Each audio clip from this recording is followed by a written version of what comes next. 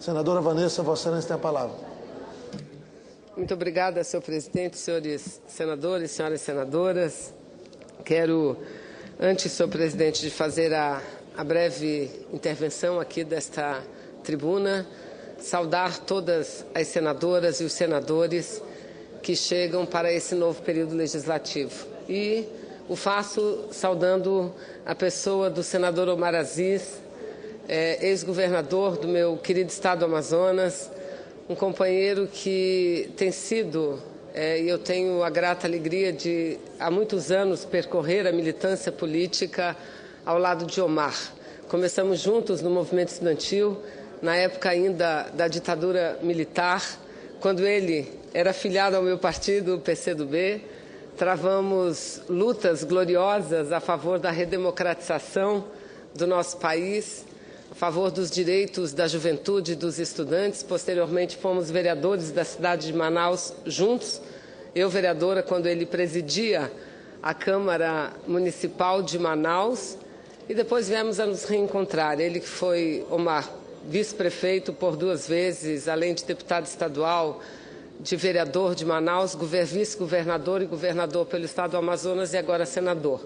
Não tenho dúvida nenhuma que qualquer, senador Omar, que qualquer divergência que possamos ter, por maior ou menor que seja, nenhuma delas será capaz de fazer com que quebremos a nossa unidade, a unidade da bancada do Amazonas, em prol do nosso desenvolvimento, em prol do nosso estado. Porque se todas as bancadas têm muitas razões para permanecerem unidas, mais ainda tem a bancada do Amazonas, porque representamos não só o maior estado da federação, um estado que tem mais de 1,5 milhão de quilômetros quadrados e um grandioso desafio pela frente, de se desenvolver, de melhorar a qualidade de vida das pessoas, de garantir a inclusão social, mantendo e protegendo a nossa imensa riqueza natural.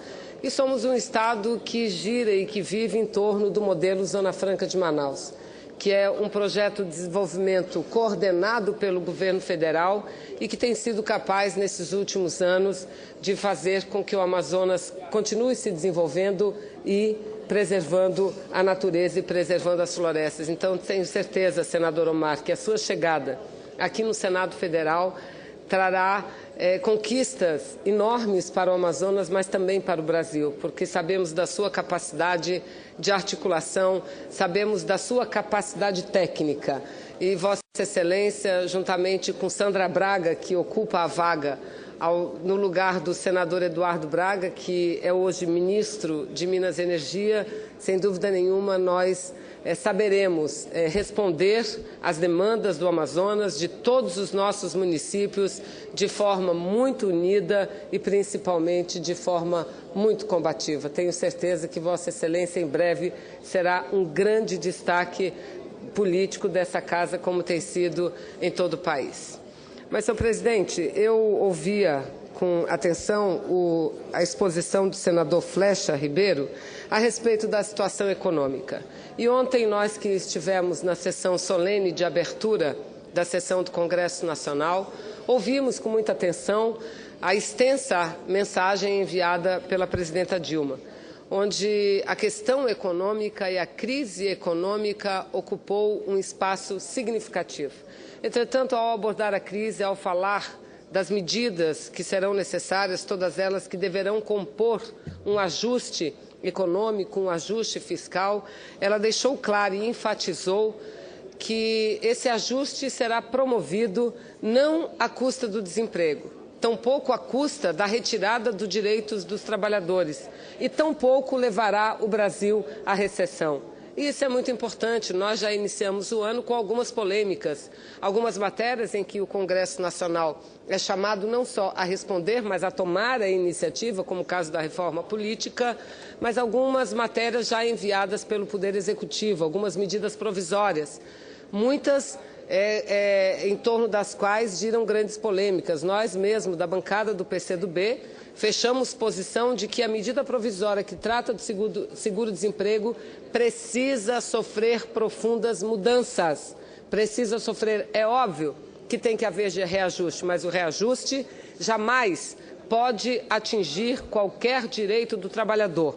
E não apenas eu, mas muitos dos senhores senadores, das senhoras senadoras que ocupam a tribuna, têm redito que o problema do seguro-desemprego é um problema de fraude e não um problema de regra, não um problema de excesso de direito. A fraude, infelizmente, no Brasil, no que diz respeito ao seguro-desemprego, não é uma exceção, passa a ser uma regra. Então, é necessário que encontremos um mecanismo para que seja cessado a fraude e não diminuído qualquer que seja o direito do trabalhador e da trabalhadora brasileira. Mas, senhor presidente, nesses 5 minutos eu voltarei a essa tribuna mesmo porque estou preparando um pronunciamento onde eu trarei dados, quero falar, mas falar com muitos dados a respeito da condução e da situação econômica do país, que infelizmente vende-se a ideia ou a notícia de que o Brasil já vive uma recessão. Não é verdade, mas quero tratar numa outra oportunidade, com um tempo maior, a respeito nesse assunto. E neste momento quero, assim como fiz a saudação aos senhores senadores, falar um pouco a respeito da nova bancada feminina. Não sei se todos receberam, mas quem teve acesso ao Jornal do Senado hoje percebe que temos o encarte do jornal Senado Mulher. Essa é uma edição que já tem quase um ano, em que é publicada com periodicidade, e a gente procura colocar não apenas uma prestação de contas das atividades da bancada feminina durante o ano passado, e muitas foram as atividades da bancada feminina, a começar no mês de janeiro, onde tivemos e participamos da primeira reunião do Fórum Nacional de Instâncias de Mulheres de Partidos Políticos, reunião essa que se sucederam durante o ano todo, porque tem sido intensa a discussão por parte de todos os partidos políticos da necessidade de se garantir políticas inclusivas em relação às mulheres. Então, um balanço muito importante, a premiação Berta Lutz, a campanha que foi lançada pelo Tribunal Superior Eleitoral aqui no Senado Federal, senadora Regina, que pela primeira vez na nossa história fez com que a Justiça Eleitoral brasileira entrasse numa campanha institucional a favor de mais mulheres na política. E isso graças a uma lei que nós aprovamos, o Senado Federal aprovou, a Câmara aprovou, com apoio de todos os senadores e senadoras, sobretudo, em particular do presidente Renan Calheiros. Nós teremos em todo o ano eleitoral campanhas buscando trazer e conscientizar a importância não só do voto feminino, mas da participação da mulher na política brasileira. Senadora. E já concedo a parte, senador Omar, a Vossa Excelência, mas apenas dizer que essa é a legislatura em que nós ganhamos em relação à legislatura passada. São 14 senadoras. Somos 13. Na realidade, entretanto, a senadora Cátia Abreu, que tomou posse no dia 1º, se licenciou para ocupar a frente do Ministério, o Ministério de Agricultura. Mas ganhamos a senadora Sandra Braga, senadora que somos o único estado do Brasil, e o primeiro estado do Brasil a dar uma mulher ao Senado Federal foi o estado do Amazonas, com a senadora Eunice Miquiles, e agora o primeiro a ter 2 mulheres na bancada. Isso é um fato histórico inédito. E eu concedo assim, senador Omar, a parte a Vossa Excelência. Primeiro, senadora Vanessa, agradecer as palavras carinhosas em relação à minha pessoa. Nós temos uma história política de luta pela democratização desse país, uma história de luta para desenvolver o estado do Amazonas. E Vossa Excelência lembrou bem, a senadora Eunice Miquiles, quando chegou aqui, não tinha nem banheiro feminino. Quando construíram esse prédio, e foi na década de 60, não imaginava que uma mulher pudesse ser senadora. Faz pouco tempo, não faz muito tempo, não. Não tinha banheiro feminino. A senadora Eunice Miquiles chega a essa casa como senadora, e a primeira amazonense a se tornar senadora.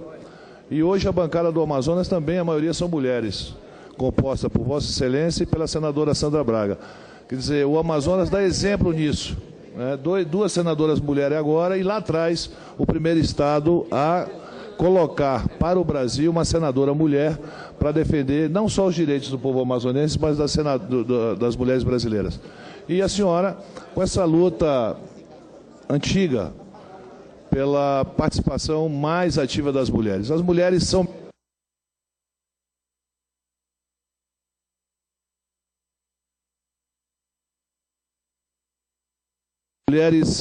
elas são melhores em todos os sentidos.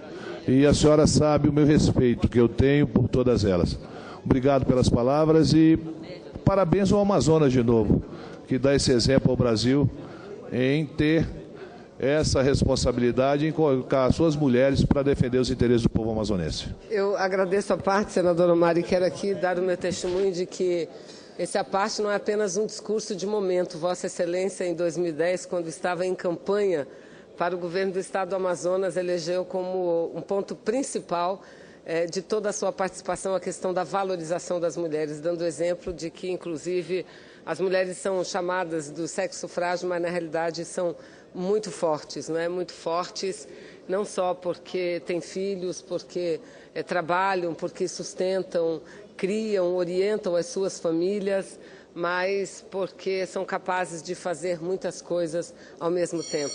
Eu tenho certeza que daqui a alguns anos, talvez esse momento seja lembrado em que as senadoras e as deputadas federais, mulheres, apesar de serem a maior parte do eleitorado, senadora Simone, nós ainda não alcançamos sequer 15% sequer da participação no Parlamento brasileiro, o que exige de todos nós uma reflexão profunda. E não há momento melhor para fazer essa reflexão do que este momento em que, sem dúvida nenhuma, deveremos iniciar um profundo debate acerca da reforma política. E uma reforma política que não busque a inclusão das diferenças, das minorias, das mulheres que são excluídas, não será verdadeiramente a reforma política democrática que o povo brasileiro espera. Era o que eu tinha a dizer e muito obrigada, senhor presidente.